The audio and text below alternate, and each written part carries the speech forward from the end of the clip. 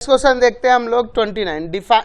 Define the function F from R to R, यानी domain भी R है और को डोमेन भी आर है, by Y equal to F X equal to X square. Square function है। Complete the table given, इस table को complete करना है। Find the domain and range of the function F and draw its graph. अच्छा, ये सारे काम करने हैं।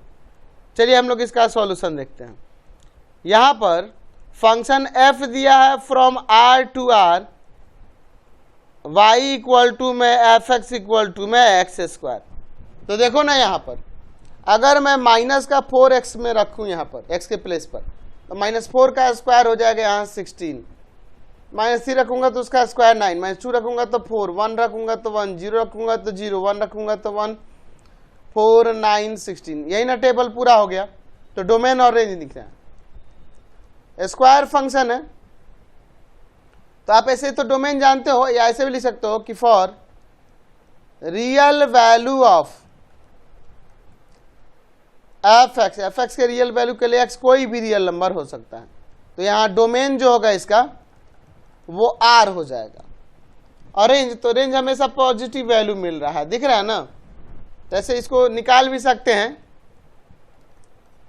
कि यहां पर अगर हमारा एक्स कोई भी रियल नंबर हुआ तो x का स्क्वायर हमेशा 0 और 0 से ग्रेटर होगा, यानी कि एफ एक्स का वैल्यू 0 और 0 से ग्रेटर होगा। तो यही रेंज हो जाएगा, इसका रेंज हो जाएगा 0 और 0 से ग्रेटर इनफाइनाइट तक। समझ गए? अच्छा, इसका ग्राफ प्लॉट करना है, तो चलिए मैं इसका ग्राफ प्लॉट कर देता हूँ। चलिए तो ग्राफ इसका यहाँ बना लेता हूँ मैं नीचे। ध्यान से देखिएगा, यहाँ पर देखिए ना, यहाँ पे मैं ले लेता हूँ x एक्सिस और इस पर मैं ले लेता हूं y एक्सिस। जरूरी नहीं मैं सभी वैल्यू को दिखाऊं, कुछ वैल्यू दिखाकर भी हो जाएगा। x x डैश y और y डैश यहां पर लेते हैं 1 2 3 4, काफी है। 1 2 3 4, इधर देखो -1 -2 -3 -4, -1 -2 -3 माइनस का 4।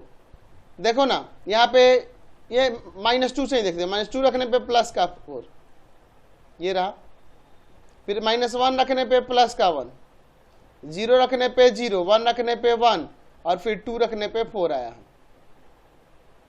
तो इसका जो ग्राफ खींचेंगे उसका कर्व कुछ इस तरह से आएगा।